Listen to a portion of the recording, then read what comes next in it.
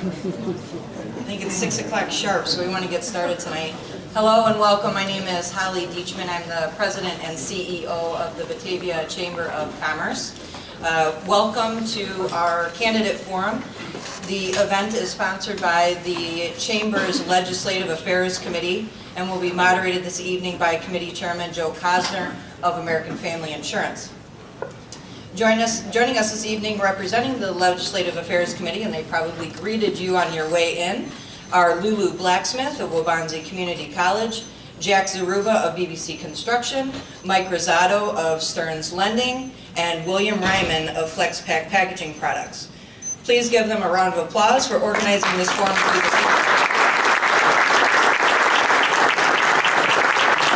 And a late addition to our team, Mr. Sean Siebold of Siebold Capital Management.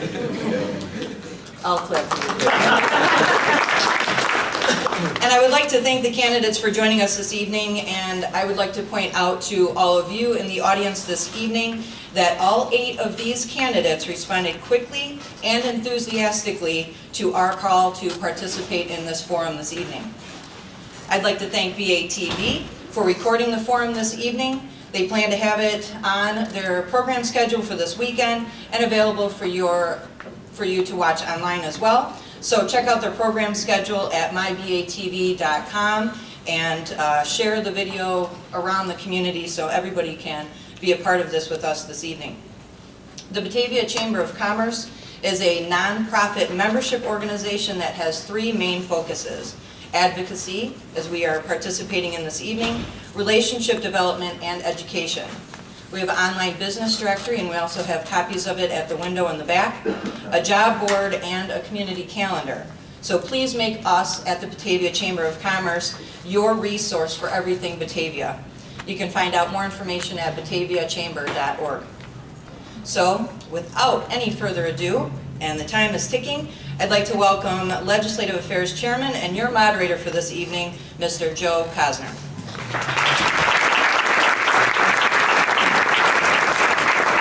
Thank you everyone for being here this evening. All questions were presented to the candidates and in advance. They will have 2 minutes to answer, and we will give them a warning at 30 seconds. I will go ahead and read the introductions that they have prepared for us this evening. First is Michelle Olache. She is a home educator and homemaker. She and her husband have lived in Batavia since 1995, raising their 5 children, ages 8 to 22. She worked in Aurora East School District as a bilingual social worker when her oldest children were still young. She volunteers at her church, Holy Cross, and coordinates a homeschool math team. Ellen Knauts hopes to combine her personal, professional, and volunteer experiences with her belief in the benefits of public education to be a valuable member of the Batavia Board of Education. Prior to staying at home with her children, Ellen was in management consulting in the IT industry. She has volunteered in many school functions, both academic and extracurricular, led music at church for youth and children, and was a board member for Batavia Youth Football for 6 years. Ellen lives in Batavia with her husband Keith and 3 sons: Justin, a sophomore at Batavia High School, Nathan, an 8th grader at Rotolo Middle School, and Brandon, a 4th grader at HC Storm Elementary. Kathy Drummel. Kathy has been a school board member for the past 4 years and has been president for the past 2.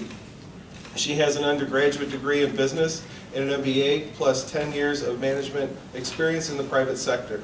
She is also a passionate volunteer in our community, which includes sitting on the board of 2 nonprofits, working with Chipin, functioning as a current post-prom co-chair, and being a regular volunteer with Tri-Cities Family Services. She lives in Batavia with her husband Ray and her 3 children, Emily, Billy, and Sarah. Chris Lowe. Chris is happily married, stay-at-home father of 2. He is a former small business owner and a recovering architect. He currently serves as a co-president of the Hooverwood PTO and is on the board of the Andrea Lynn Cancer Fund. Chris is a coach for Batavia Youth Baseball and Batavia Youth Football, is team manager of his daughter's soccer team, and can usually be found volunteering at Hooverwood School. Lowe was a co-founder of the Watch DOGS program at Hooverwood School and has been instrumental in expanding the programs throughout the district. Chris Lowe is a lifelong learner and voracious reader who has demonstrated he is committed to our children and the community. Ron Reckenmacher. Ron is an aspiring politician, is not an aspiring politician. Sorry about that. He has a bachelor's degree in electrical engineering from the University of Iowa. He is a successful engineer at Fermilab. Ron and his family have lived in Batavia for 7 years. His wife Gretchen is a former middle school teacher and current academic tutor. He has a daughter Corinne, who is a freshman at the University of Kentucky. He also has a son AJ, who recently scored a perfect 36 on his ACT. During the time his children were in Batavia Public Schools, he served as a coach for Batavia Youth Baseball, Tri-City Football, and Park District Softball. Now he serves the community as a volunteer at Hesed House with a group from his church. Bill Gabriel.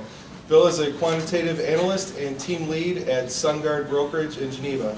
He has earned a bachelor's degree in computer science at the University of Illinois Urbana-Champaign and a master's degree in financial mathematics at the University of Chicago. Married to Megan for 11 years, they have 5 children and have lived in Batavia for 7 years. Bill and his wife have been actively involved in their local church, having led various ministries for many years. Bill has also been the director of the Sparks Group for the local Awana chapter, where he organizes a team of volunteers and regularly teaches a group of approximately 50 students. John Dryden. John has been a resident since 1984. He has written several pieces of local history, one of which was instrumental in the erection of the African American Civil War monument that stands in the East Side Cemetery. Dryden taught social studies at Batavia High School from 1993 to 2014. He and his wife, Elena Grace, raised 3 children here, all of whom attended the Batavia Public School System. Dryden's candidacy for the Board of Education is supported by both the Batavia Education Association and the Illinois Education Association. Melanie Impestado. Melanie is an attorney by trade and mother of 3 Batavia School District students at the high school, middle school, and elementary school. Melanie is an active Batavia community member. Her community activities are centered primarily around her children, including her current term as a BPS board member.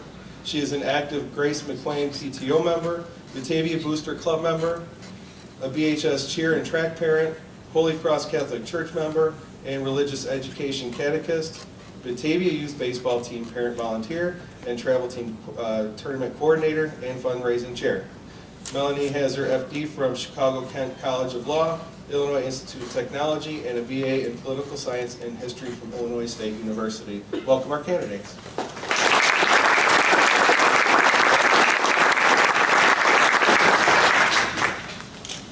Okay, we'll start with our first question, and they do have an order of responses that we'll be going through here.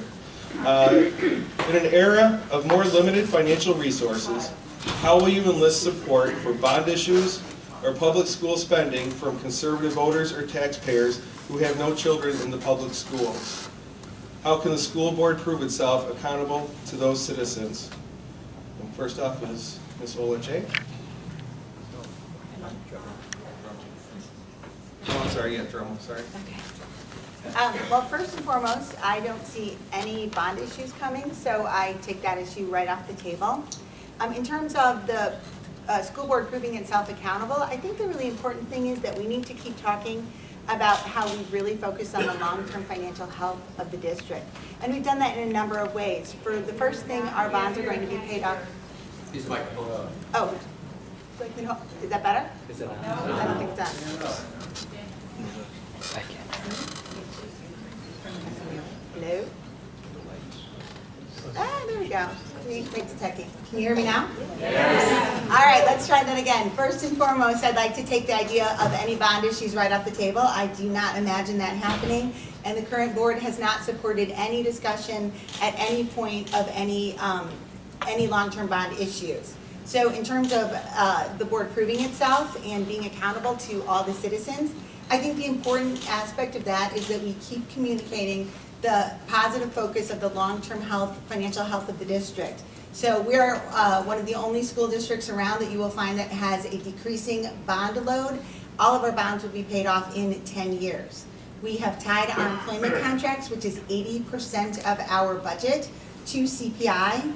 We have the second lowest property tax rate in the Kane County ROE, and we also respect taxpayer interest by protecting the assets of the district. And we do that by really focusing on making sure that we're maintaining our facilities and our buildings and our solid assets. So I think the most important thing that we can do is just keep communicating the actions that we've taken in those directions.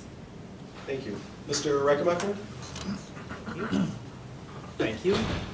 So if the era of more limited financial resources continues, the short answer would be to enlist the support, the short answer to enlist support would be to increase dialogue and details.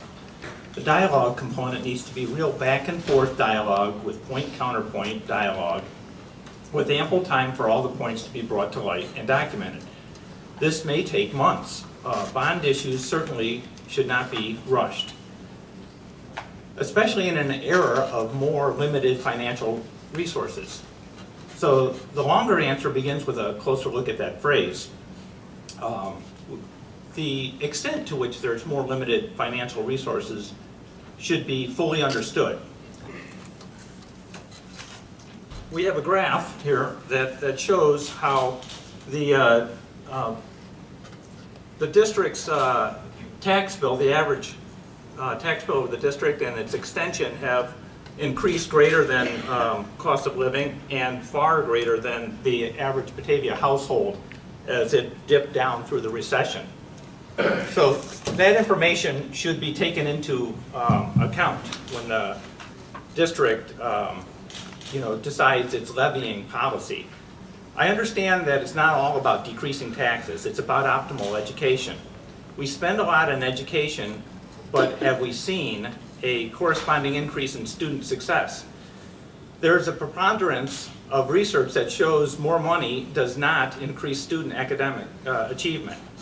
So we need to focus on our efforts, not on the extraneous stuff like artificial turf, but what goes on inside the students' heads. I think it's something that the whole community can get behind, including our conservatives or our taxpayers with no children in public schools. Thank you. Thank you, Mr. Dryden. Allow me to give you a philosophical answer as opposed to a technical answer. Public schools are public institutions, like libraries, like parks. These are social institutions. They are owned by us, run by us, for the public good, paid for by public money. Now, this question is essentially asking, what do we tell those voters with no stake in the system, no children in the system, who may be conservative and presumably means they don't want to spend money? I'm a Montesquieuian. I believe in such a thing as a public virtue. Montesquieu taught us that we can put the public good often ahead of our own interest, and he argued that that was the basic virtue of democracy. And I know it flies in the face of oftentimes this Ayn Randian idea that we get, me first, mine, and everybody else can go chop wood. But this is an institution that we've created specifically for the community good. And I don't really know how to explain that to somebody who isn't a stakeholder and isn't interested in paying for social institutions, other than to appeal to their better nature. We do this together, all of us together, to raise future people. How much is that worth to you? Thank you. Ms. Canales?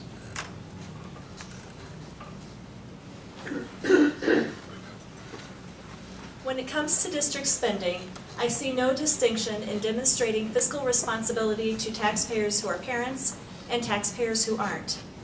When 11,000 voters weigh in on the district's $15 million referendum in November 2014 and 8,000 people vote no, that represents more than conservative voters and taxpayers with no children. A quality education is an asset to our community, and I believe most taxpayers feel the same way. And 60% of our property tax bill goes towards public education in Batavia. All taxpayers want the Board of Education to demonstrate that tax dollars are being spent wisely. In other words, the board demonstrates through its actions that the taxpayers can trust its decisions. This can be done by providing the public with information that the administration gives the board when it is doing its due diligence. The public also develops trust when the board can demonstrate it is seeking and actively considering community input. By gaining trust, this board will have the support from taxpayers when bonds must be issued. Thank you. Mr. Gabriel?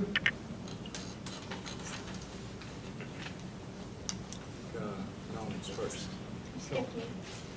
No. first. Oh, I'm sorry. First, as a member of the board, it's not just the conservative voters that I would be responsible to, it would be to all the citizens of Batavia. And as Ms. Knauss said, it is building trust. And the board has built trust. We built trust by not issuing bonds in a referendum. It wasn't a referendum. It was an advisory question. And the board asked the advisory question because we were seeking out to see how the community felt about issuing more debt. Because as we were paying down our debt, we wanted to see how the community felt. It was quite obvious the community did not want to see us issue more debt, hence we have not issued more debt. Therefore, we are building more trust because we stuck to that. We did not turn around and issue more debt. We did not turn around and start remodeling the stadium. We have not bought artificial turf. Therefore, I don't know why we're still talking about artificial turf. Artificial turf should not be, we should not still be talking about artificial turf. It's not on the board agenda. We're not talking about it. So how I would go to the community, I would go to the community as I would go to every voter. Discuss why would we need a board, why would we need a referendum? Would we need it for operations? Would we need it for capital improvements? This is a broad question. I would have to know why the bond would have to be issued, and I would have to know why I was issuing the bond. I would have to have good reasons for it, and I would have to explain that. We have good schools. You have good schools. You have good schools because you have a good community, and that is something that you would want. That raises your property values. So that would be one of the reasons I would be. But I would think that would why you would want to build trust. And I don't see why people would not trust this board when we came to you. We said, "Do you want to do this?" You said no. We've lived up to that. Now, Mr. Gabriel?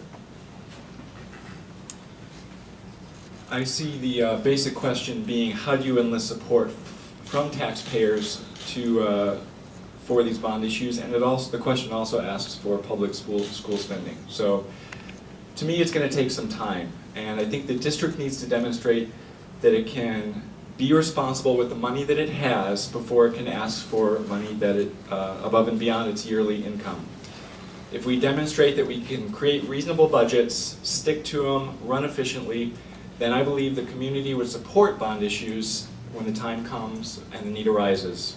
A very wise man once said, "One who is faithful in very little is also faithful in much, and one who is dishonest in very little is also dishonest in much." So the school district can build up this trust with due diligence, patience, and time. And to me, that trust is worth far more than our credit rating or the monetary value of those bonds. Regarding the nature of our community, we may be generally conservative, and it's true that 2/3 of households don't use the district directly. But I believe by and large our town understands the value of the school district. It really is an asset. So even if you don't have children in the school, or even if you do, most of us realize that the school system provides value to our properties and that there is a return on investment for all of us. So to protect it, we need to be wise with the way we spend our money to nurture it, but we cannot let the school district own us.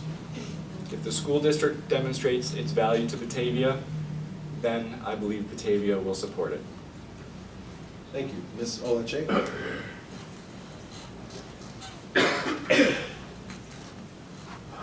Just a correction, Olache. Olache. Okay, all citizens, whether direct users of the district or not, realize that education is the backbone of any community. I truly believe that everyone wants an excellent education system.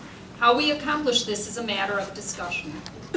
I believe that the school board needs to work hard to earn the trust of its citizens. Trust can be earned in many ways: open dialogue, transparency of records, financial discipline.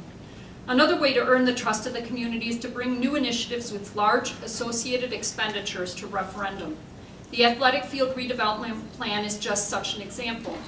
I believe that the board should have brought this initiative to the citizens to ask for their opinion, not to pass the plan and then come to the citizens with a referendum asking for bonds to pay for it. I think that we also need to realize that we not only now but always have lived in with limited financial resources. Asking how we can enlist the support for bond issues of conservative taxpayers begs the question of why we should be assuming a spending mindset. We have publicly educated children in this country for generations. For most of that time, we've done so with far fewer resources and with tremendous results. Our nation currently spends the most per capita on education, and yet we routinely trail other countries in performances on international exams. Money is obviously not the solution. If a board proves itself to be fiscally responsible while still providing a first-rate education, the citizens will support and trust that board. Thank you. Mr. Lowe? First, I want to thank everybody for coming and the opportunity to speak to you. I really appreciate it, and I think an educated public is a great asset to the community. Is that better? All right, sorry about that. I was thanking you all for coming and giving me the opportunity to talk to you. I think that investing in our schools is probably the most important investment that our community can make. The quality of our schools has a direct impact on the quality of our community. Students with a high education, they provide a higher quality workforce for local employers. They earn higher wages, they pay more taxes. They make our community more desirable, and they attract more people to our town and higher quality businesses to our town. This increases property values and spreads the tax burden among more people. It is important that we invest in our community, but we also need to do so wisely, and we need to make sure that we are accountable to all of you, the citizens. How do we do that? We prove that our investments are paying off. We show that the investments that are working, we make sure that everybody in the community understands that, and we show the community that we're eliminating the programs that are not working. I think we can do a better job of keeping the community informed and reaching out to the other parts of our community, such as the Park District and the city, to work together to do things in the most efficient way possible. I think if we bring the community together and determine what we want to do as a team, we can do great things. Thank you. We do have, by the way, we have index cards if you're interested in asking a question. If we have time, we will do that at the end of the session. So on with question number 2. Can I ask a quick question? Isn't it okay that candidates stand for people in the back? They want to stand. All right, for question number 2, what are the district's greatest capital needs right now? How do you think those needs should be addressed? Okay. I believe that the district's greatest capital needs right now are outlined in the capital improvement plan that was presented to the board on January 22nd of this year. Most of the plan refers to maintenance and repair of the facilities, which is a wise investment of our dollars. The cost of the athletic field redevelopment at the high school is included in this plan. If this plan were to be removed from the district's future plan, which I am in favor of doing, there would be some repairs or maintenance issues of the fields and track that would need to be addressed. The current and projected capital project budgets of $1.5 to $1.7 million per year covers the costs of the non-athletic field projects fairly well in the long term, though I would like to see a prioritized capital projects list with their associated estimated costs so that if there are more essential, expensive projects in certain years, money can be saved for them rather than spending the same amount, which is set for every year.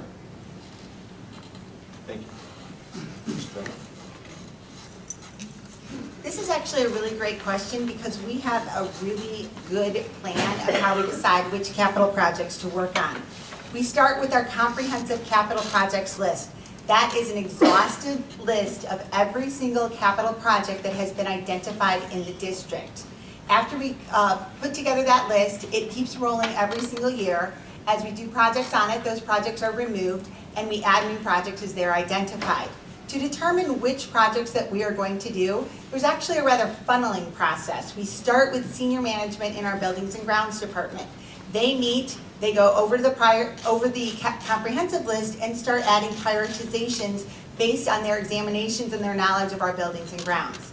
After they have done the initial prioritization, then they meet with a larger group, which includes members of the Board of Education and other members of senior management, to continue adding levels of priority to that list.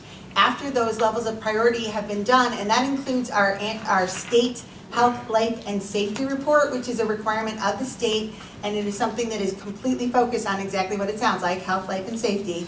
Once those are added in and the appropriate priorities are added, then a recommendation is brought to the board. We are the ones who set the budget for the year, and there are plans to do projects. Often we do carry projects over when there's a larger project to be done that we may not do a project this year. We'll carry it over to next year when we have the funds to do a larger project, and so we may not spend our full budget in a particular year, but it's a very strategic plan in how we handle that. Thank you. Dryden? Turn on that microphone. All right. I interpreted capital to mean money and or property. I am most concerned that our reserve fund is underfunded by about $9 million. That's going to have to be a priority. I'm also very concerned about Senate Bill 1 that's coming down the pike. That's called cost swap. Some of you heard of this, yes, where we may be losing several $1 million in state funding. I'm also very concerned about what this legislator is going to do when it comes to funding pensions. And it's very possible in the next couple of years, Batavia is going to be asked, like every other district in the state, to pick up a significant portion of that pension cost. We are going to have to find some economies. We're a bit like a middle-class couple living in a $200,000 house, paycheck to paycheck, with about $150 in the bank. So we're going to have to spend the next couple of years, in my mind, finding some economies in the budget so that, A, we can get the capital reserve budget up to where it needs to be, and then we can start preparing ourselves for the things that the state may throw at us. And that, in my mind, does not include raising the levy or anything else. We have economies in the budget that can be made. If you go on my website, Dryden for School Board, look under the cost reduction section there, and I've given some specific ideas about how we can find some significant economies in the budget over the next 10 years to prepare for these eventualities. Mr. Lowe?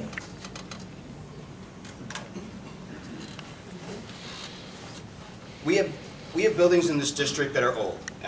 They require maintenance to keep them up and running.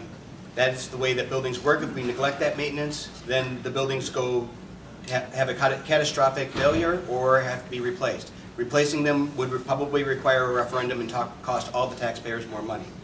So I think our top priority is to make sure that all of our buildings are maintained, the roofs, the walls, the parking lots, the windows, the HVAC systems. We need to make sure they're all up and running, and we are able to keep students safe and have a productive learning environment. And I think we can address this by prioritizing our list. I need to relax, sorry. Deep breath, lots of people here. I think we can prioritize our list by identifying the projects that are most important, which I believe the district has done a good job of doing, and doing them in the order that is going to not cost us the most money in the long run. Okay. Impestado?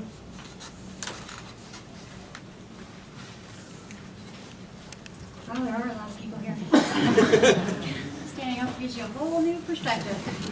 I think the greatest needs are definitely in maintaining the health, life, and safety reports, and then we have to look at the usable life of all of the major components of our things like our boilers, our refrigeration systems, like that. We can't let them run past their lifespans because then it becomes catastrophic, and that becomes quite more expensive. I also am a firm believer in not a Band-Aid approach. When you Band-Aid things, it becomes more expensive in the long run. Therefore, I like to take a long-term approach because I believe it saves money in the long run. I do not believe in a penny saving a little bit of money up front. It can cost you a lot more money down the road.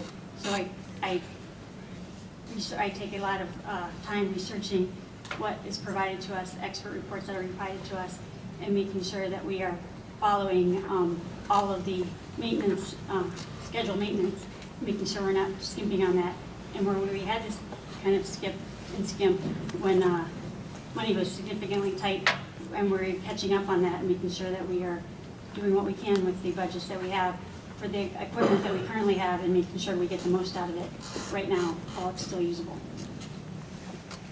Thank you. Canals?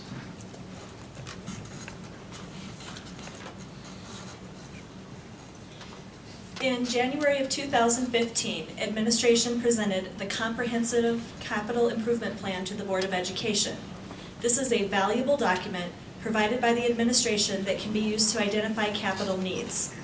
It is annually updated, utilizing a months-long process. This plan provides current and forecasted capital needs and improvements. This plan identifies the criteria to prioritize the improvements and applies it to recommended improvements. I agree with the criteria identified in this plan and how the plan applies the criteria. I even applaud the efforts made in the capital improvement plan to identify how the athletic field redevelopment plan skews the overall capital needs of the high school facility. I would like to see administration take it one step further and create a separate line item for the athletic fields redevelopment plan, thus removing its costs from the high school facility line item. And until I'm convinced otherwise, I would like to see the athletic fields redevelopment plan categorized as a low priority instead of a medium priority, with the exception of the track and other identifiable improvements that need to be made. The remaining capital improvements identified seem manageable for the next few years, and I would look forward to looking at the specifics in detail when the time arises. Reichenbacher? Yes, from the January 22nd Capital Improvement Plan and the February Budget Workshop, the highest priority items appear to be replacing an HVAC units at the middle school and updating the plumbing at J.B. Nelson, tuck pointing at H.C. Storm, and updating lighting systems at the high school and middle school. From the February Budget Workshop meeting minutes, I know the list of critical and high priority items, which has not been made to the public, that would be completed using a $1.5 million capital improvement budget. I'm all for maintaining our facilities. I think it is a wise investment of our tax dollars. The district has presented prioritization criteria to evaluate the need of certain projects. In the past, however, projects have not always met these criteria but have shown up as high priority. For example, on a web page, the district's web page that has to do with the referendum. I would, as a board member, I would suggest a policy that would help clearly present the priorities of projects. I would also, as another candidate has stated, like to see money placed in the capital projects fund that until now appears to have been underutilized. We need to save for those bigger projects and especially for scheduled cost-effective maintenance down the road. Thank you. And Gabriel. So it sounds like everybody has studied this capital improvement plan, and as I've looked through it as well, I've seen needs for our district, things that look like they're urgent repair needs for our buildings.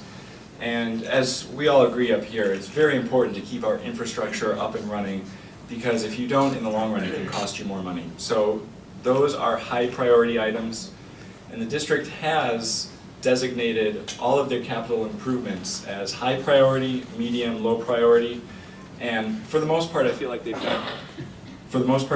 done a good job. What I would like to see happen is a little bit more long-range planning. So They have a list of all their needs. I would like to see a plan over the next 10 years to make sure all those things are put in order of necessity.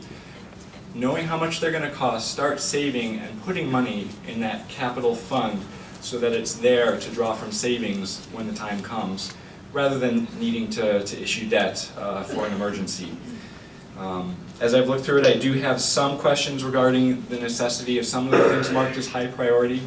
And so if I were elected, if I were on the board, I would look at each of those items critically. I would ask questions and make sure that everything truly is a necessity, and work hard to make sure all of our spending, including for capital improvements, is as efficient as it possibly can be. Thank you. And now on to our third question. In your view, what has the district done well over the last 5 years? What has the district done poorly that you would change?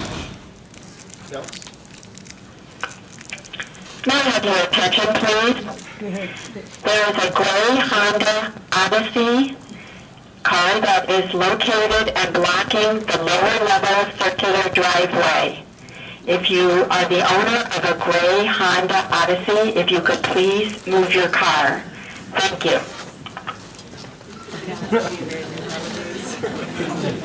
Sorry about that. The capital improvements that have been made in our district the last 5 years have improved the quality of our district, including the Early Childhood Center at AGS, addition of the South Gym at Rotolo, expansion of classroom and indoor athletic facilities at BHS and the Batavia Fine Arts Center, the BPAC. A district of our caliber did not have the adequate facilities at the high school to support music, drama, and the arts until the high school expansion, which included the BPAC. I am pleased to see the BPAC utilized by not only the high school, but also all elementary and middle school grade levels, which demonstrates Batavia's reputation supporting the arts. I think BPS 101 needs to examine the perception held by many that our school district spends a lot on new initiatives, but does not demonstrate that it hears our financial concerns. For me, it goes beyond spending $6 million from a retired TIF and not lowering the tax levy. As an example, our district had to make sacrifices due to the recession of 2008, including eliminating full-day kindergarten and having higher student-teacher ratios in the classroom, just to name a few sacrifices. Today, we have more administration, more certified teachers who are not teaching in the classroom, one-to-one technology, and a new relationship with a SIM school that will serve 50 students in Aurora. We still have no full-day kindergarten, and student-teacher ratios have not returned to where they were 5 years ago. Parents, who are taxpayers, are required to pay some of the highest curricular fees, not extracurricular fees, curricular fees in the area. My family paid $800 in fees, not including the extracurricular fees, for our children to go to school on the first day in August, which I consider a typical experience for a family of 3 children in Batavia. Booster organizations are relied upon to support not only extracurricular activities, but academic and classroom expenses for our district. And boosters look in part to the citizens of Batavia, taxpayers, to participate financially in fundraisers. Thank you. Dryden? Or, I'm sorry, Dremel? I think one of the things that the district has done well is, even with all of the uncertainties in education, we've really always tried to take a long-term view of every decision we've made, both educationally and financially. For example, when the recession hit, many districts were hit much harder than we were. We did have the advantage of knowing that we had a $6 million TIF that was expiring and that would be adding revenues to our district. We cut programs and we cut staff only to the point that we knew we had to maintain until we had advantage of that TIF money. So we've always taken a long-term view in the things we've done. Some of these initiatives that we've done are best practiced educationally. We have incredibly able people in our district that are guiding what our educational efforts are doing, and we follow that. And so we've been able to keep maintaining this really good education, even when many school districts are still struggling desperately from the recession. But what I think we're really still struggling with is, how do we communicate those things when we are looking long-term? We talked extensively at a number of meetings, at a number of financial workshops, about our plans for the TIF money. So it was very disappointing to know that many taxpayers were completely surprised that we already had earmarked what we were going to do to save our district from further cuts. We need to keep improving that, and it's a work in progress. It is very difficult at times to figure out exactly how to communicate to people what it is that they're interested in hearing, what really matters to them, and do it well. We are continuing to strive to do that. I think the one other thing that we have done really well with that is when we did get the TIF monies, we continued to try to do things that protected our district and only slowly added back programs which would have had a long-term financial drain. So we have focused on facilities and maintenance and things like that are one-time, get us back to speed. Thank you. Dryden? Okay, I'm going to do something crazy and talk about students. Here's one thing we've done really well over the last 5 years, and this is just a classroom perspective where I've seen us direct money, effort with real improvement, and that was in terms of remediation for lower achieving kids.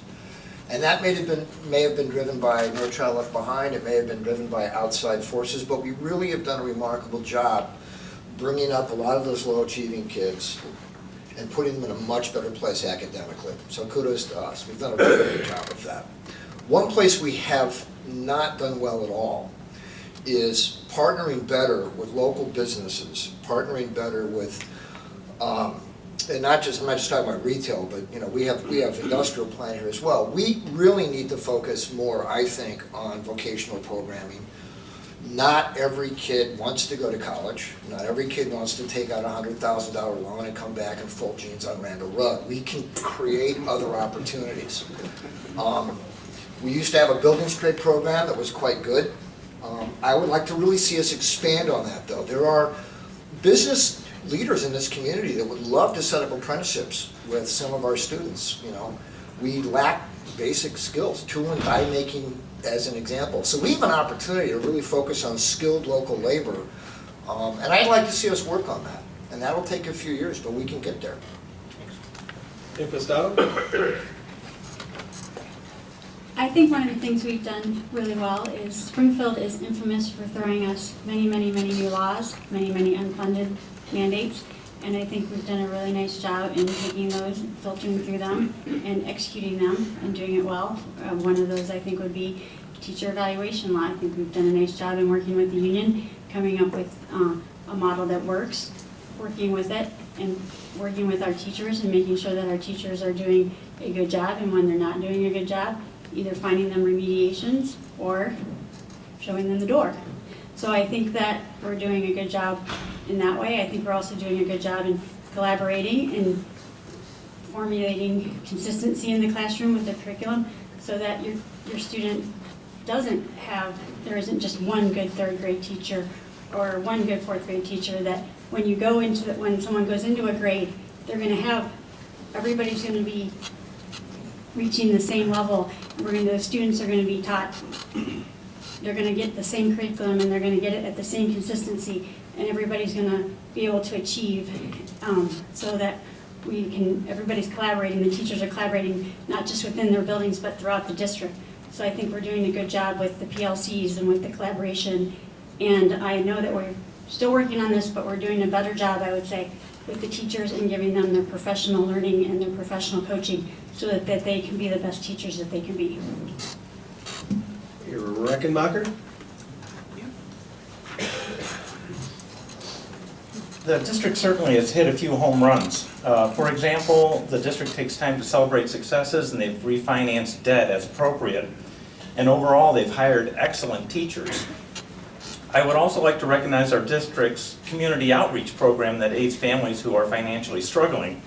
However, thinking critically, I wonder if our levy to the max practice has in some way contributed to the need. There are other things the district has done mostly correct. They fostered an atmosphere of collaboration. However, this collaboration seems to have left out many parents and community members. I know there's been talk of community outreach, but I believe we can and must do better. I know town hall meetings have been tried before. I think we need to try these again and fix any of the issues encountered. We also need to allow more time for public comments at board meetings. As for what they've done poorly, the whole technology rollout seems to be a little bit of ready, fire, aim. Teachers have told us they received the Chromebooks at the same time they were handed out to the students. 3/4 of the year had passed by now, and they are now just trying to implement policies concerning software packages. Teachers have not had adequate training. Students are sometimes light years ahead of the teachers using these devices. And of course, there's the spending that keeps going up without relief for taxpayers. In light of the 2007 promise to not raise taxes, in light of the windfall from the outlet mall, and in light of the recession, that needs to change. Okay, Gabriel? I believe that one of the good things our district has done is continuing to offer good education over the last 5 years, especially in the face of changing standards and things that can be difficult. So teachers have done a wonderful job. I know the teachers in the school where my children attend have worked very hard over the summertime to implement curriculum to make sure that they meet the needs of Common Core. I know the board is proud of their commitment to pay down our debt, and I commend them for that work. I encourage that kind of fiscal discipline and would love to see it continue. That said, I think there are some needs that need to be addressed, and those are related to the core pillars for why I'm running, which are excellent education, sustainable spending, greater transparency, and open dialogue. The spending problem for our district is illustrated by the fall referendum. In the face of the extra money that they got from the outlet mall, which the use of that confuses me a little bit because we were told that we had to let go of staff and the teacher to student ratio got worse, and yet as we received that money, as far as I can see, only 3 teachers were hired and a whole bunch of non-teaching staff was hired, so it didn't really affect the teacher to student ratio. Then again, the budget's opaque enough that it's kind of hard to know. But in the face of that, our community was presented with that $15 million referendum, and so it looks like on top of all of that budgetary windfall, the district was just eager to spend even more at a faster pace. So we need to set spending at a level that makes sense for our community. We need a board that represents our community values, so I think we need to have more open dialogue. I propose an extra school board meeting per month where the community can come and have real dialogue. Thank you. Balaji?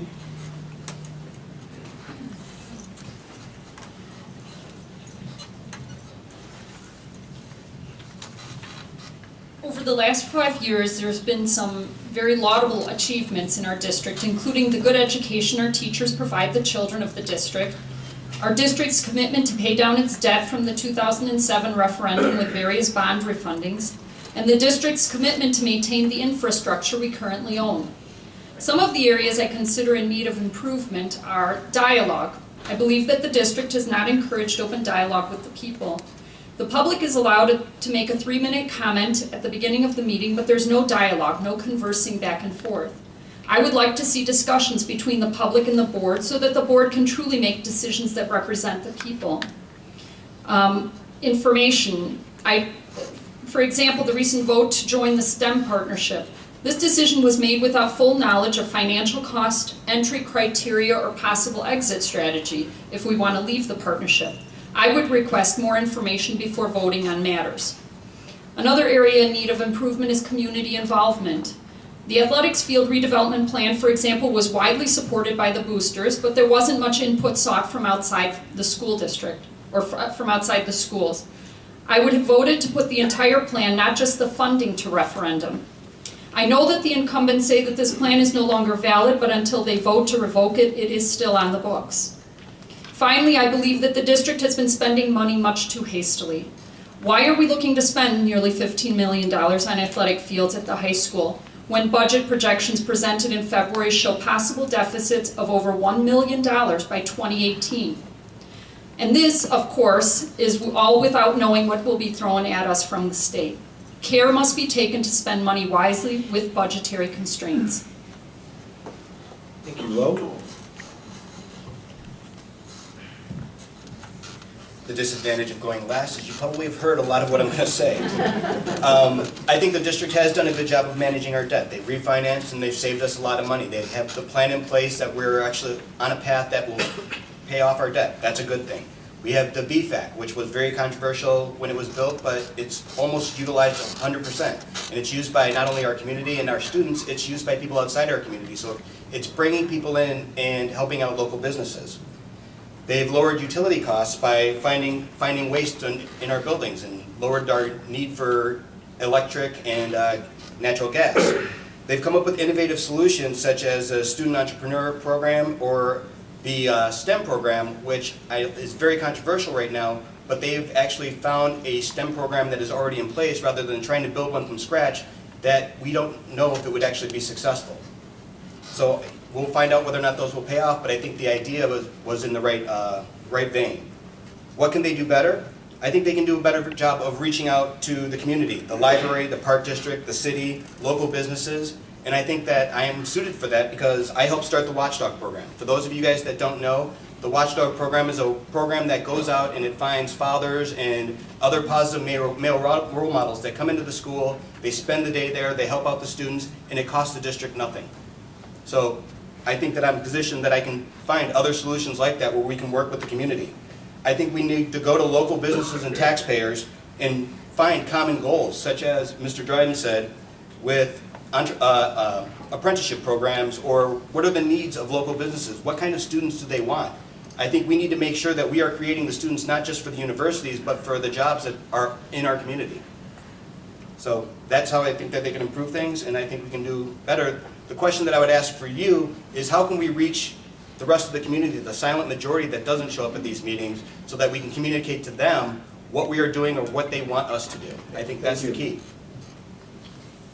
Okay, on to our fourth question.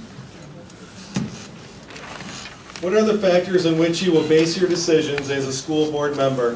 First up is Dryden. I had a little trouble with this question based on trying to figure out who the district leadership they're referring to. So I'm going to assume for the sake of argument, on one hand, that it could be the management that we've hired, the superintendent on down, as opposed to the school board. I think the school board ought to be setting the goals.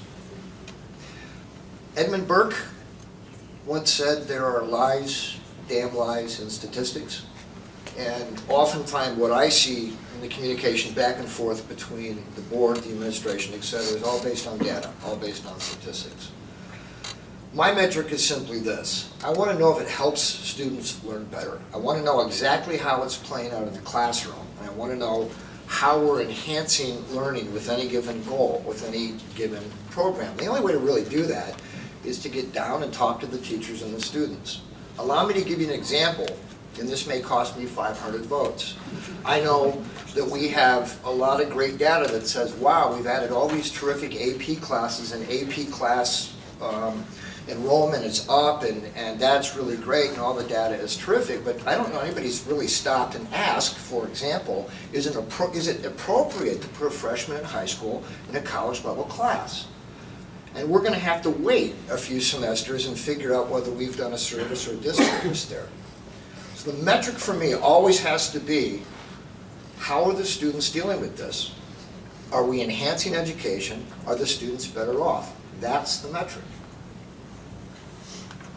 Lo? Could you please repeat the question? What are the factors on which you will base your decisions as a school board member?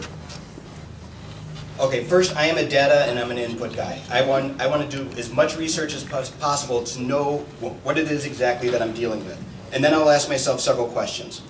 What is the benefit to the students in the district, and what is the benefit of our community when addressing a problem? Can we afford to implement the plan? How will we provide the necessary resources to implement that plan, and how will we maintain that plan? Who will run the plan, and how will we determine its success? And then, what is the timeline for enacting that plan and evaluating that plan? That is how I will approach every problem, and I think we need to approach every problem without an agenda and listen to what the community has to say deal with the facts, and make the right decision for the community. Impastato? Can I just clarify what question we're on? We're on the metrics question, correct? Right, we gave you a list of 8 questions, and we're using 5 of those. So you're asking They me skipped that. 4. Yeah, we skipped And so, Well, Mr. Correct. Dryden answered question 4. Here, I make this stuff up as I go. Mr. Dryden answered question 4, Mr. Lowe answered question 5, so I'm just clarifying which question I'm supposed to be answering. right, we were choosing 5 questions of the 8 we sent you. Okay. Number 5. So this is, what are the factors in which you will base your decisions as a school board member? Okay. I will base my decisions on the needs of the student, the needs of the staff, the cost, how we will deliver the decision, and how we will implement it. So I'll look to the, what do the students need? How will we deliver that to students? How will we implement it? What does the staff need? How will we implement that to the staff? How will the staff do it? How will we deliver it to the staff? And how will we integrate it with the curriculum that we have? I will also look to how much will it cost? How much will it cost to deliver it? How much will it cost to train the staff on it? How much will it cost to bring it to the students? Thank you. Dremel?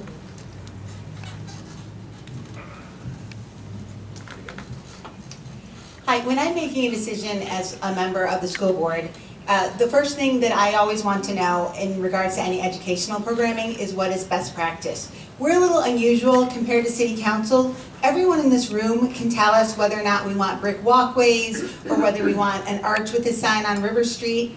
Not very many of us are experts in what is best practice as to how students learn best. And I look to the administration and the experts in our district, our teachers, to come and help us to understand what that is. So that is the first and most important factor that I take into account. The second thing that I do is I ask a lot of clarifying questions. You'll see those both in open session, but there are also some options that are much deeper, and we can't get all our questions answered, or we'd have 6-hour board meetings every week instead of just last night. So we have the opportunity to sit down with administration, get every one of our personal questions understood.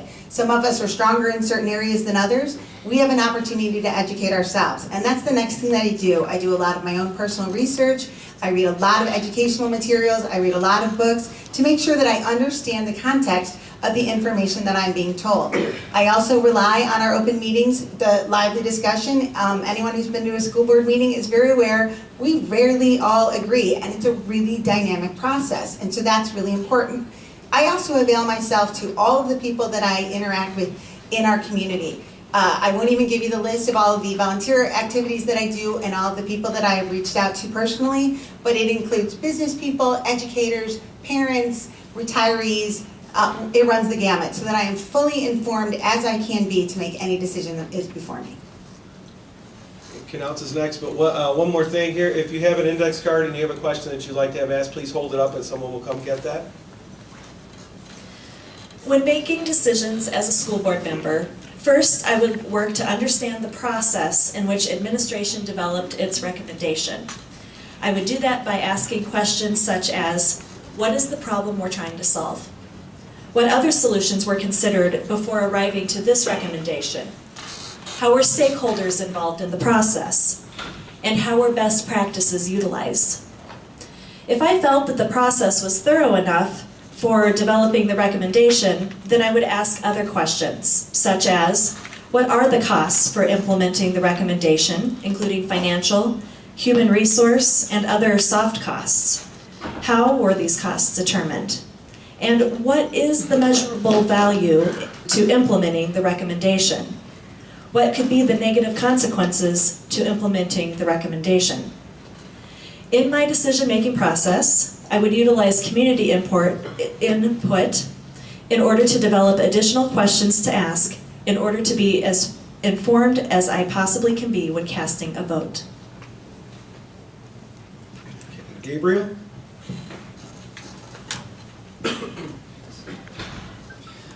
As I look to answer this question, I identified 5 ways that I would use to make decisions on the school board.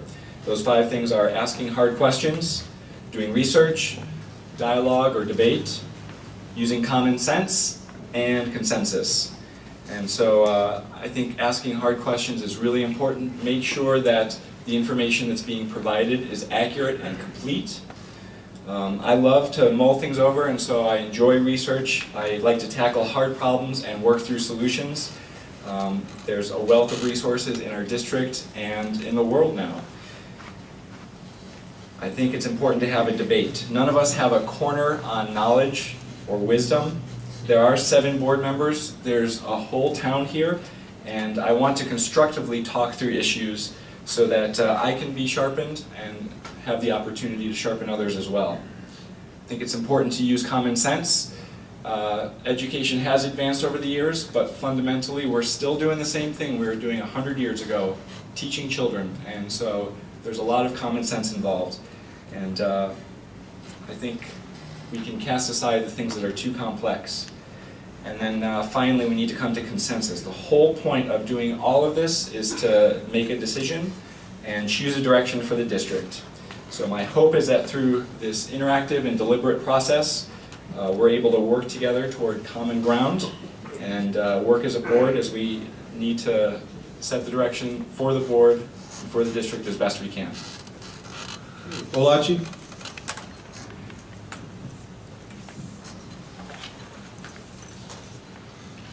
I just want to mention there's a whole bunch of chairs open here. If you guys want to just come in, because we're looking at these empty chairs and you're all standing there. So, okay, as a school board member, I plan to come to all the meetings prepared and ready to ask many questions. By law, the district must post the agenda for an upcoming meeting 48 hours ahead of time. That's not much time to research, ask questions of the administration, and understand the agenda items that will be discussed. And it certainly doesn't give board members time to gather input from teachers, families, and others in the district. I'm not comfortable making decisions without enough time to do all of these steps. But given the time to thoroughly understand the issue and having received input from these various groups, I would make a decision in the best interests of the mission of our school district, which is offering a quality education to our children while keeping our limited financial resources in mind. Your Reichenbacher?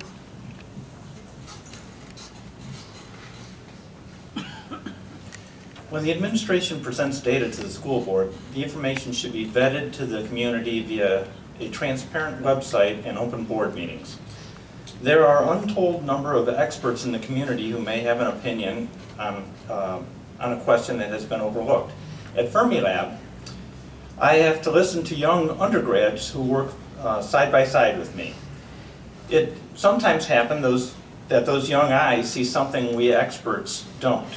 I have learned to respect everybody's opinion. Critical thinking questions one's assumptions and looks at how the other person can possibly be right. I would like input from administrators, teachers, students, and of course parents, but other community members as well, and other board members. You never know who will find the key to success. In the end, I will ask the question, will this bring about optimal education? Thank you. And now we'll move on to our 5th question, which is question number 7 that was sent to you. Whose interests should matter in the governance of a school district? In what ways should they matter? And first is Knauss.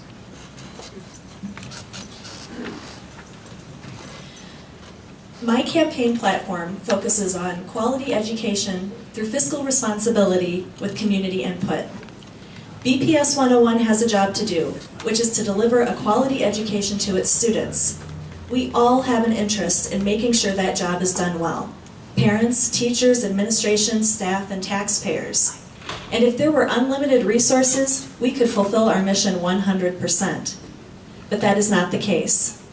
It is the responsibility of the Board of Education.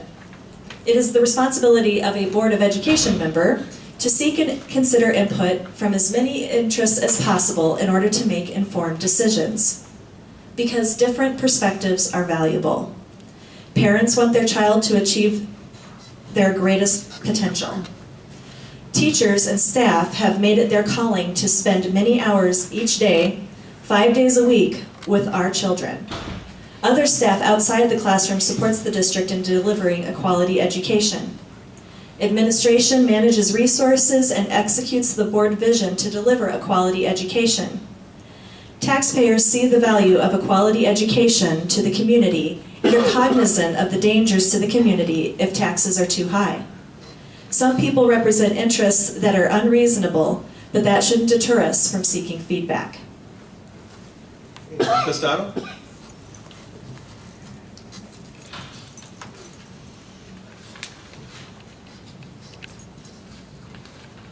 The role of the school board is to be responsive to the values, the beliefs, and the priorities of our community.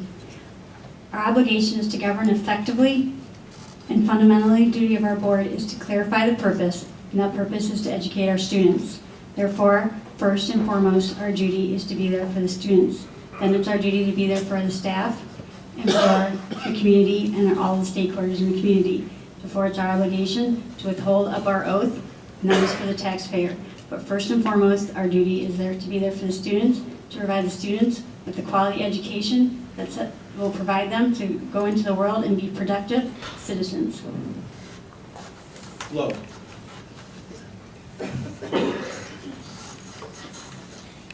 This one is an easy one for me. It simply is the students. The students are our most important investment. We need to make sure that we are investing in them both in the short and in the long term. And we need to make sure that we invest within our means so that we can preserve the quality of our education for future generations. We need to create independent, contributing members of society to make our community better. And if we do this correctly, it benefits everyone in our community, whether you have kids in the system or not. It does this by bringing in more taxpayers, both with the graduating students and the families that we attract to our community. It attracts better businesses to our community, and it increases our property values. Plain and simple, if we do right by our children, we do right by our community. It's our most important investment. Reckenbacher? As the Illinois Association of School Boards, a document says, times may have changed, but the basic function of school boards remains the same, to provide local citizen control over education at a point close to the parent, as close to the parent and child as possible. Over time, a number of interests have wanted a piece of the action. State legislatures, state school boards, unions, state governor's offices, courts, philanthropies, and the federal government. Some of these interests are altruistic, others have a financial gain in mind. The various interests should certainly have their views taken into consideration, but the totality of these interests should not matter more than the parents and the local community. Dryden? I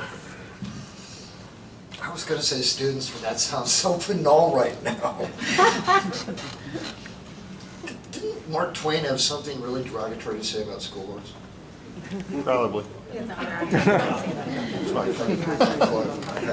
I feel like this is where I came in. The question is, in whose interest should the governance matter? I'm going to remind you again, once again. This is a social institution, owned and operated by the public for the public good. Simply saying students doesn't include everyone. The whole community has an interest in this institution. I'm not a member of the library board. I use this library all the time. I should hope that when the library board sits down, they have my interests at heart. Everyone in the community is involved in this institution, some as just taxpayers, some as parents, some as educators who are also parents. Everyone has a stake here. And we, as school board members, have to govern for all the stakeholders, not one specific group. But I will agree with many of my fellow candidates that at the end of the day, that governance has to come back to the simple question, why do we do what we do? And if it's not for the students, there's really no point. Dremel? You never want to follow the actor.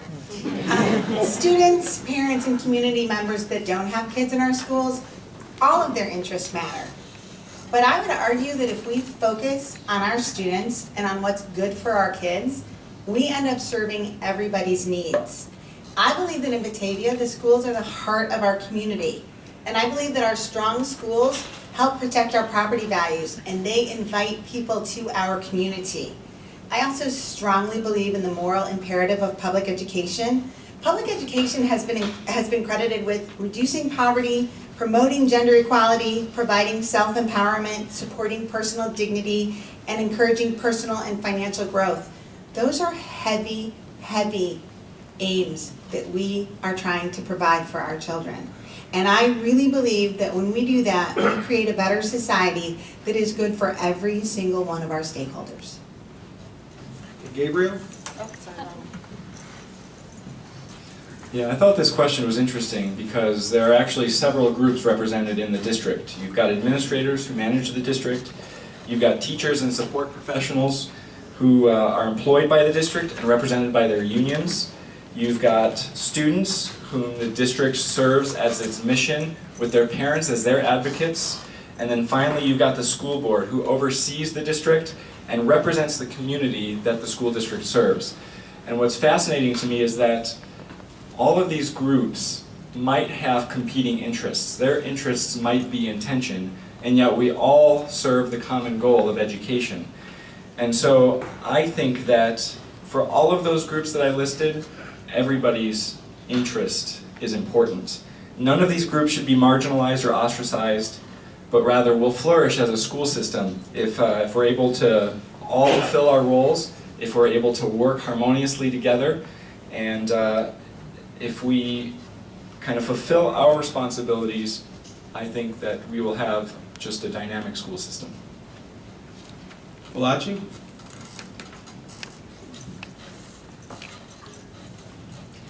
The mission of a school district is to provide a quality education for its children. Keeping this mission at the forefront of every decision made by the board is vital. The best way to accomplish this goal is a matter of discussion. Parents are, of course, the primary educators of their children. Parents are also the proper advocates for their children, and parents entrust the teachers with the responsibility of educating their children within the classroom. The board, while keeping education of children at the forefront, does not directly represent the children of the district, nor does it represent the body of teachers. That's what the union is for. The board must work collaboratively with the teachers who have a direct relationship with the children and with the administrators who have a large stake in the success of the mission of our district. But the ultimate responsibility of the board, as stated in their oath of office, is to represent the taxpayers who elected them. Yes, taxpayers include parents and some teachers, but also those who don't use the district directly but pay taxes for it. A good board member must take all the taxpayers into consideration when making decisions. Thank you. Okay, we do have time for some questions from the audience, and we have chosen a few, and we'll give you 1 minute each to respond, and we'll go back to question one as far as the order goes. Okay? The first question is, how much freedom should teachers have in the materials they use for teaching? That's a really interesting question. I sit on the Curriculum and Assessment Advisory Committee, and in terms of materials used in the classroom, that is a huge teacher voice process. We create all materials for the classroom. Certainly we buy certain resources, but all of those are determined by this committee that is co-chaired by our union president and is staffed very heavily by an incredible group of quality teachers. So while I do believe that there should be a lot of freedom, I also believe that we have found this really great system that is working really well. It's relatively new, it's only about 1.5 years old, to allow teachers lots of freedom, but also helping them have some boundaries and some frameworks to work within. Reckenmacher? Yes, I believe that the district has a policy on bringing in material that is not directly with the curriculum, but it is material that can be relevant to current issues, but it has to be with, I believe as the policy states, with the mores and the norms of the community. Dryden? This is a tough question, particularly for me. Wow. Okay, here's a little fact. Right now, we don't have any mechanism set up inside the district whereby a teacher could bring curriculum and have it board approved. That doesn't exist.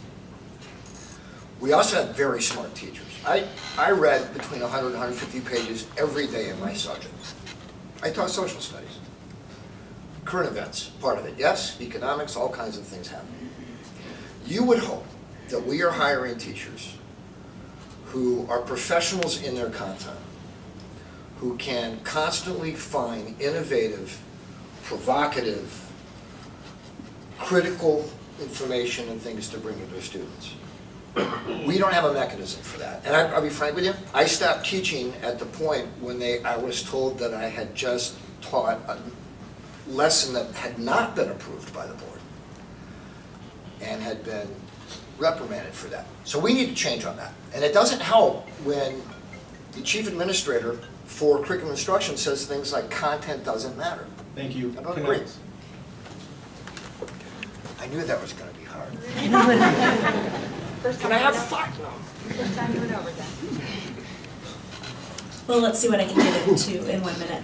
So I do believe that, in general, a framework and curriculum should be consistent across all the grades at the elementary schools so that the delivery of education, the framework is consistent. And I also think that it should be somewhat consistent among the different teachers at the middle school and high school classes that they do. With that said, how that information should be taught should be given some flexibility to the teachers, because quite honestly, in my experience with my children, I haven't seen a silver bullet in education work for the same student across every single time. So giving our experienced teachers the ability to utilize what they have learned in order to meet their students' needs, I think is very important. Does that mean I'm done? I missed the 30 seconds. Sorry. Impastato?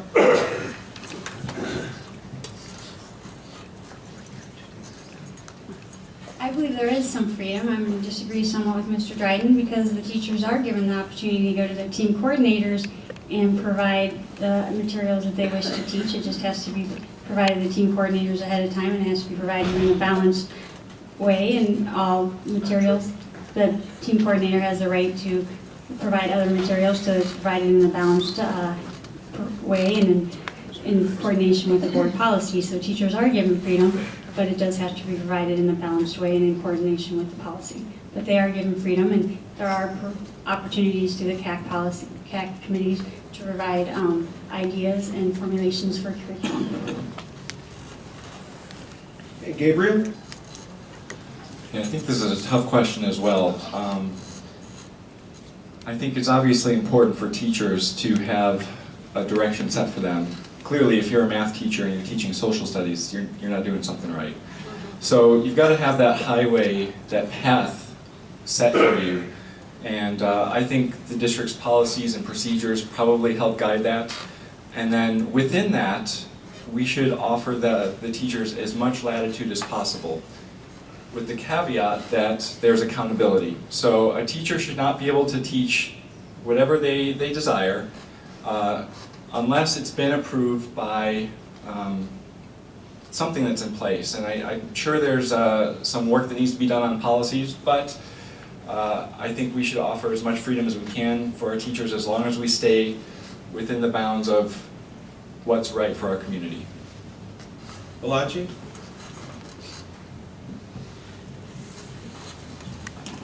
I have read the policy. There is a policy in place. So if a teacher wants to bring in their own material, they have to just have it approved. And I think that's a reasonable policy because, as Bill said, you don't want a math teacher teaching, social studies or some other subject. And in looking over all the other policies, I think there's been a lot of forethought and lots of consideration put into our policies. So I have a lot of faith in the policies that we currently have in the district. So I think that within the if a teacher is working within that policy, having their material approved, if it's outside of the curriculum, I think it works fine. Low. I feel like I'm always last. I think it's important that we make sure that our teachers meet the curriculum goals and work within the parameters that the board and the administration set forth. But I think we need to make sure that we also encourage innovation, outside the box thinking, and that we're challenging students to think independently and critically. If the teachers aren't happy with the policies that are in place, I hope that we have the venue in place so that they can come to the administration or the board to fix it. And if we don't have that in place, I would like to make sure that we do. Thank you. We have another question, and we'll follow the order of response for question number 2. How well does BPS serve its gifted and high ability students? And how could you, as a board member, affect change for these students' educational experience if you see that necessary? Okay, we just recently answered a questionnaire from the gifted and accelerated learners, the parent group. And so it's something that apparently across the elementary school level, what is being taught in one school is not the same in the other school. So as a board member, I would like to make sure that all the gifted and accelerated learners are learning the same thing across the board in the elementary school level. And I think that, they gave a suggestion of 3 different ways that could be done, and I really like the last one because it's a way to use our one-to-one technology, which is have one of the teachers teaching at one of the schools and have that broadcast to the other schools. And that wouldn't cost our district any extra money, and they would have a live teacher teaching them. So I just believe that is a good option. I don't think that our current program is working, and I would look into that. Thank you. Dremel? This question is actually a little bit hard for me. I usually do not like to bring my personal family circumstances into any of my discussion about board situations, except that I've had 3 kids in the gifted program and been thrilled with my experience. I recognize, though, based on some information that we've received from various groups that are proponents of gifted education, that's not been everyone's experience. So I try to take my parent hat off and truly listen to what those concerns are. Some of the things that I think hearten me is that we have regular meetings with those advocacy groups, and I think that is really important because we need to ensure that those meetings keep happening. I also am strongly in belief that truly gifted learners need very individualized instruction. They almost need a high-level IEP, individualized education program. So while I've been happy with our services, I do understand that there is a desire for more, and it's definitely a dialogue that we need to keep open. Thank you. Dryden? I think the key to this, gifted means a lot of things to a lot of different people. It's so diverse.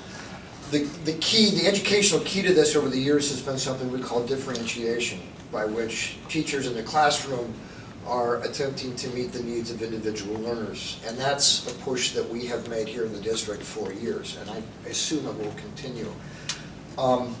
As far as gifted programming, I think this is one of those places where parents and teachers very specifically have to be communicating very clearly with each other about individual students' needs and how we can best address those. I do think we do as good a job as we can, given the communication that we have, but that can always be better. Lowe? From my personal experience with families and teachers and administrators and other community members, this is definitely a problem. I think there are some students who are in the gifted program who have been very well served, and I think there are some students who are in the gifted program or left out of the gifted program that have not been well served. And I think that's something that we really need to look at. We shouldn't be losing our top students to other districts or to private schools. They are the students that raise our test scores. They are the ones that can help other students out when they need help with their homework.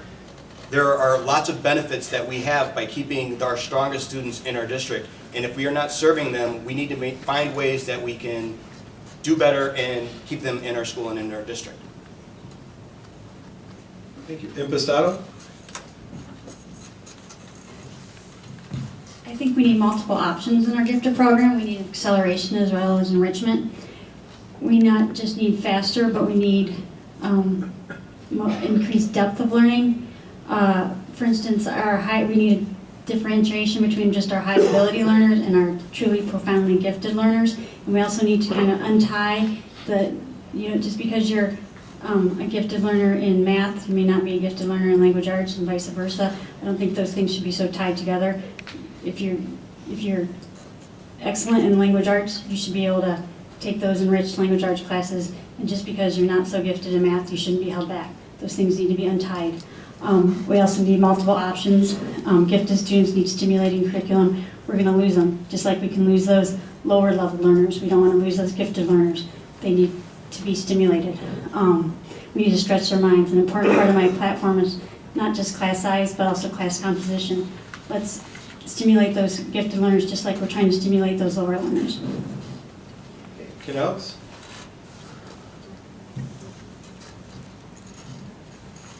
We did answer a series of these questions to the Batavia Can Do organization, and if you Google Batavia Can Do and go to their website, you'll be able to see extensive responses beyond 1 minute.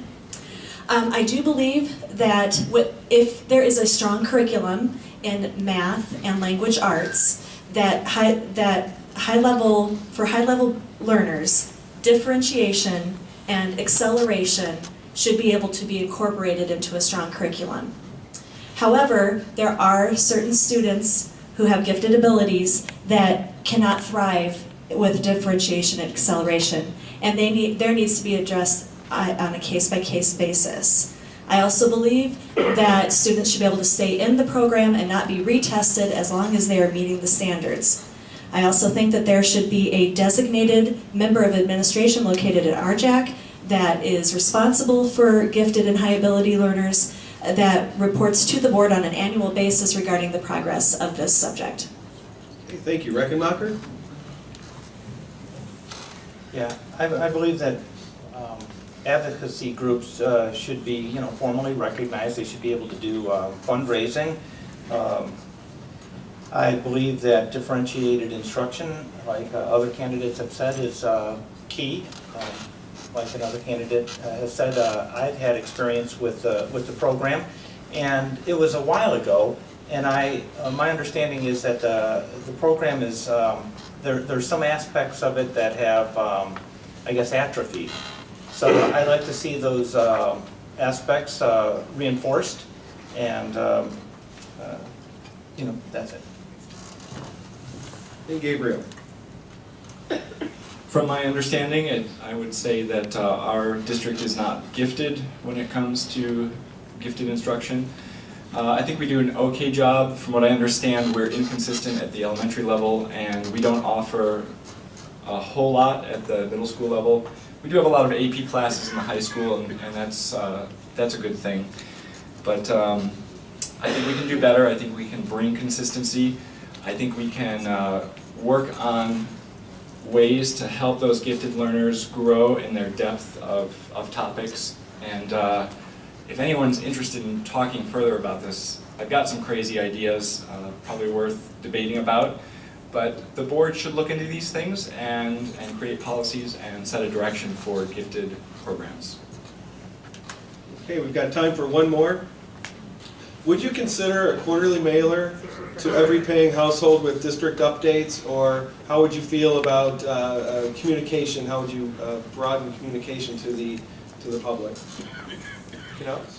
Okay, I'm so glad you asked that question because I really wanted to provide this response.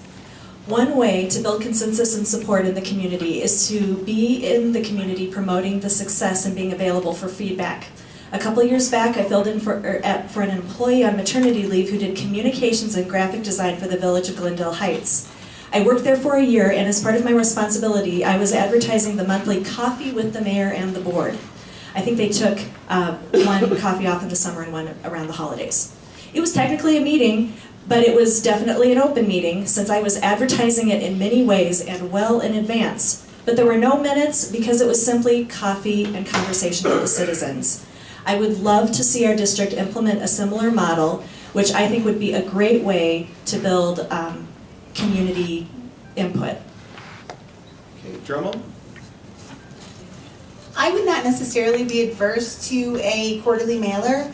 I think that one of the things that we need to examine is whether or not that actually meets the needs of our community, whether or not that is something that is desired and would actually be read. I think there is a lot of research on how to reach communities.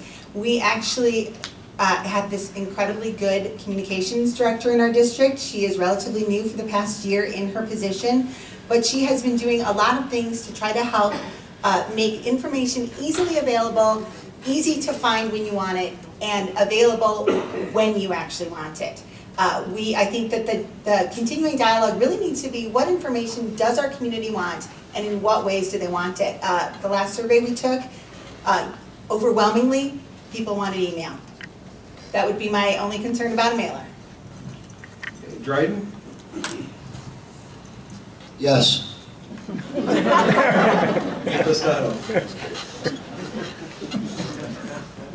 My only concern about a mailer would be the cost of 26,000 pieces of mail being mailed out quarterly would be quite cost prohibitive, and the last survey we did send out indicated most people wanted something sent electronically, which is what we've been trying to do.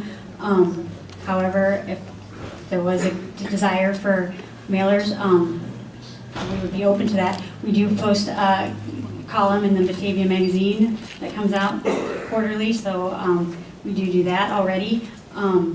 We are open to suggestions. Obviously, communication is a huge priority of the current board. We did hire a director of communications, Sue Gilliran. She's doing an excellent job. And that is a priority of the board, and we are expanding the communications. I think that's an area that the board's done a better job on since I came onto the board 2 years ago. It's gotten better, and they are working very hard in that area. Reckenmacher? Yes, I would consider a mailer, but as the other candidate has said, perhaps as our times are changing and technology is changing, we could have some hybrid, some mailing and some emailing. And also, I think that the types of information and the depth of information is important. I think that some people are interested in just successes and general information, and other people are interested in the details. So I think being able to provide them with links or other access to all the information is important. Gabriel? I'm not in favor of personally receiving a mailer, but I want to get email, and I'm sure a lot of people do, but I also think it's important to communicate with people that especially can't use electronic means of communication. So we should have mailers for those that don't have access to the internet regularly. I know it's a problem even in our elementary school. I've heard rumor, I don't know if it's true, I haven't confirmed it, that 40% of our students' families don't have access to the internet, and so email wouldn't be appropriate for them. I think to increase communication in the district, we could do some things like have straw polls, get quick feedback. We could have town hall style meetings or open up the board meetings to more public input. And then I also think we could do a better job organizing our information so that you can find what you need to find and do a better job searching and digging up what it is that you're interested in. Alachi?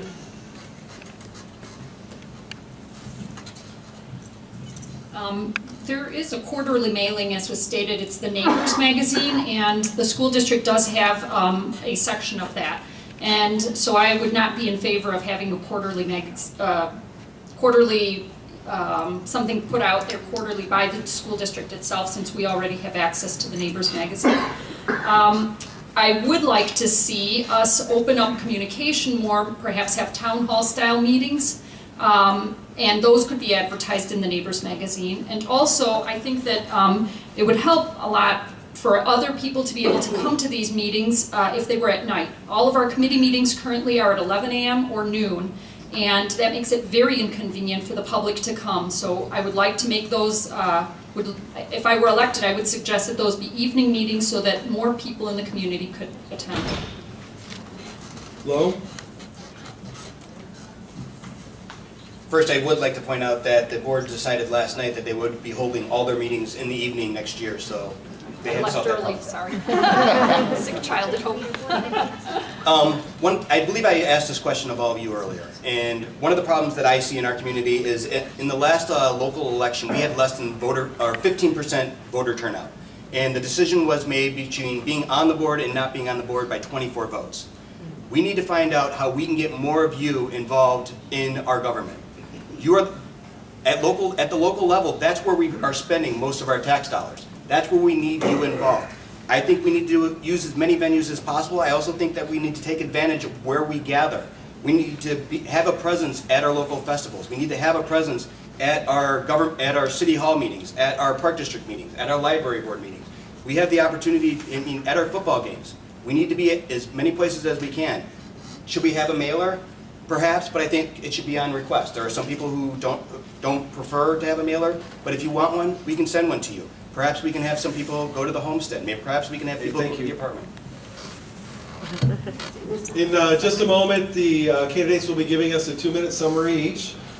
There were 3 additional questions that we did send out to the candidates, and those answers we will ask for the candidates to send them to us, and we will post them on the Batavia Chamber website, bataviachamber.org. So at this point, we'll have the summaries begin, and this will be in the opposite order of the introductions. So Impastato is first.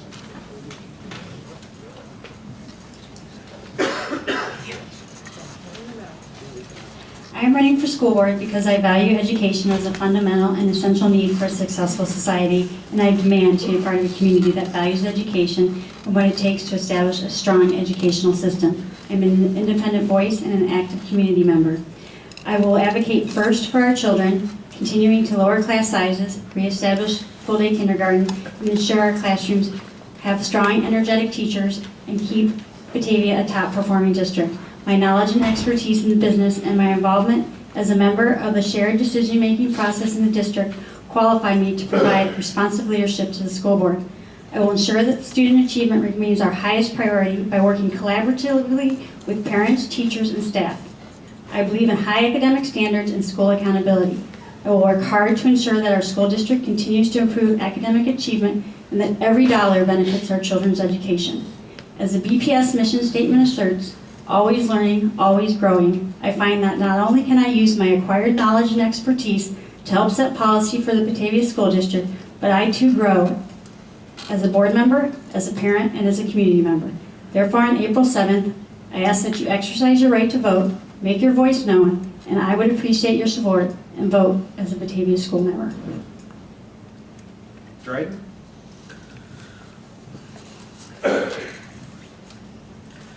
I didn't know when I became a teacher I was going to like it.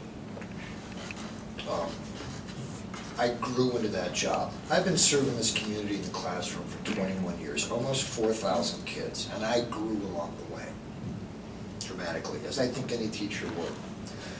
Somewhere in the last couple of years, it became very evident to me that there was some battles that needed to be fought, real battles, over what we're teaching the kids and how we're teaching them.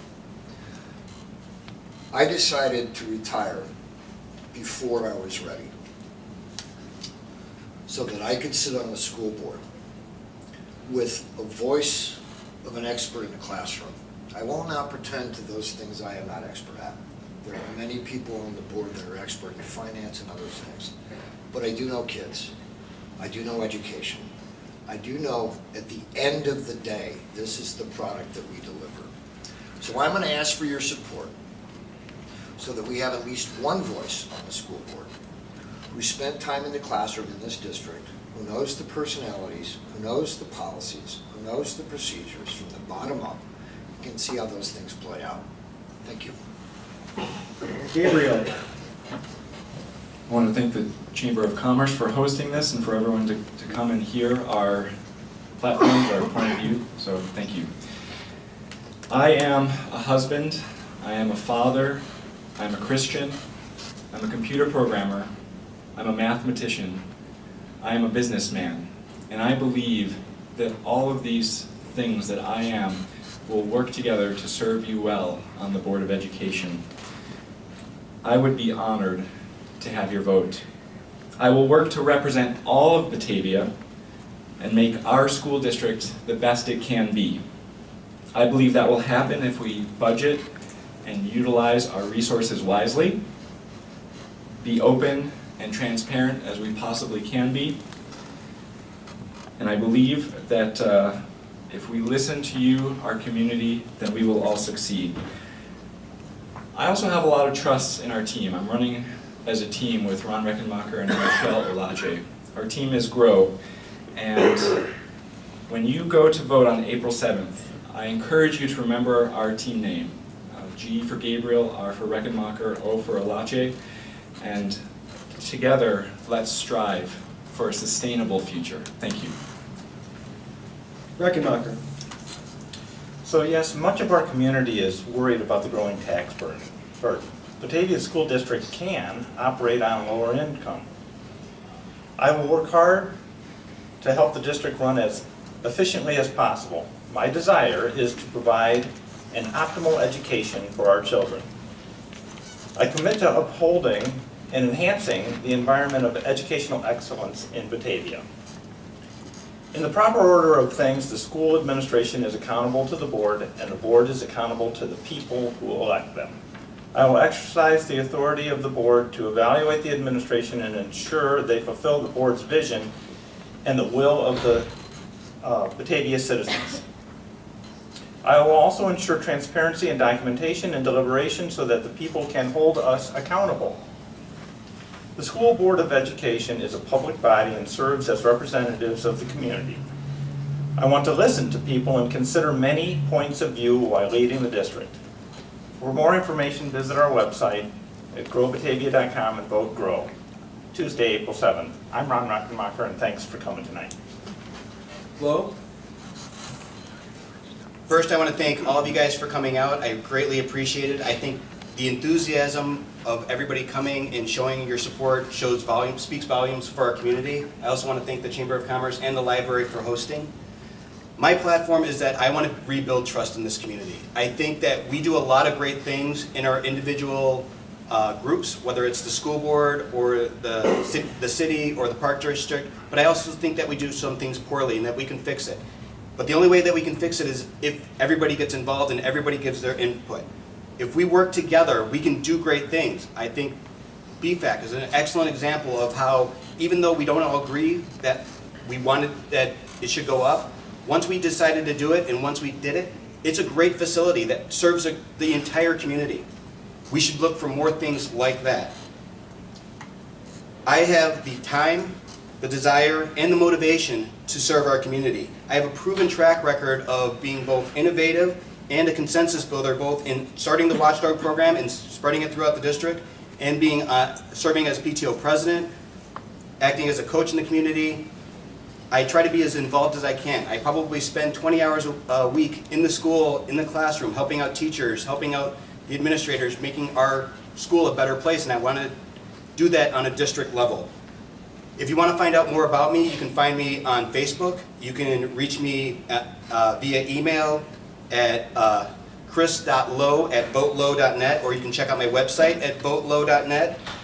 On Facebook, I am Christopher Lowe for Batavia School Board.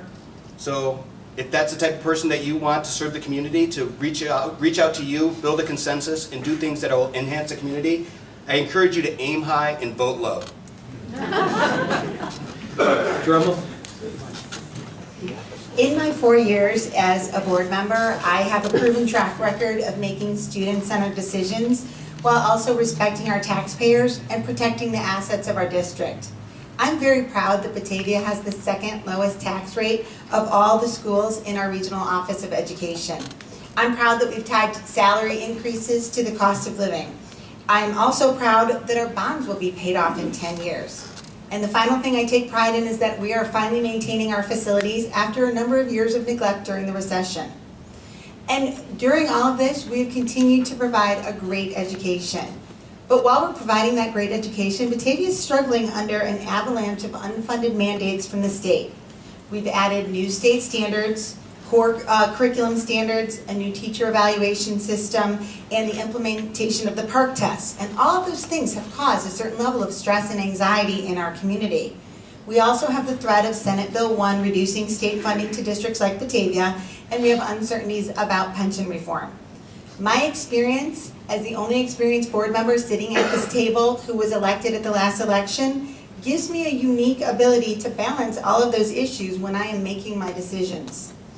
Good schools like those in Batavia draw people to our community and they increase our property values. In a city like Batavia, our communities and our schools, they're inseparable. And I've shown my commitment to both our school and our community as a whole, in my words and in my actions. I'm respectful of other people's opinions, and I believe in treating people with dignity and respect. Every decision I have made has been in the long-term interest of our school district. I have really loved my service on the school board, and I really hope for another chance to continue that service, and I hope you vote for me. Thank you. Canals? Well, here we are. It started with securing 50 signatures, and in 2 weeks it ends with an election. In between were 2 endorsement interviews, 4 questionnaires, 1 taped forum, 2 live forums, posting signs, handing out brochures, updating social media, and knocking on doors. Through this process, I have been able to hone my message, communicate my message, and I'm confident that voters can find out who I am if they don't know already. And if you don't know already, visit ek4boe.com. I hope that I am worthy of one of your 3 votes. And while I do believe that voters learn more about a candidate when they speak on issues and areas of improvement, there is a lot for our community to be proud of when it comes to Batavia Public Schools. Whether it's the successes celebrated at board meetings, events we attend involving our children, or the everyday actions of BPS101 employees that demonstrate they care about kids, the sources of pride are everywhere. I wanted to close with this thought. Last week I received an email calling out my behavior regarding a comment I made at a previous forum. Initially, I didn't like the email and felt quite defensive. However, upon reflection, I reminded myself I can always work harder to be respectful of others. When coaching my children to deal with difficult situations, I always say, whatever is said, don't react, respond with respect. I have a good friend that says, it's better to be kind than to be right. I really appreciate that email because it caused me to reflect on a conversation I had with a parent who had differing ideas from me. That conversation could have gone better, so I reached out to her, asked for a do-over, and what has resulted is a parent group that we initiated together to support our children who share a common interest at BHS. So to Dr. Hitchens, I apologize for my insensitive comment at the forum at the City Hall. And to voters, I hope you know that even though I may not get it right every time, I am passionate about getting community input to ensure that our district is always striving for a quality education with fiscal responsibility. Thank you. Balaji? Last one. I would like to thank the Chamber and the Library for hosting this forum and all of you for attending this marathon. Being in the limelight on BATV is a new experience for me. I've never campaigned before. It has been very exciting and a lot of hard work. It is really appropriate that I am running for school board as I love learning, and this has truly been a learning experience. I want to thank all the other candidates for caring enough to step out of the public realm to run for an office that each of us cares deeply about. It is great to see the democratic process alive and well here in Batavia. Now it's up to you. You've heard the differences among us all.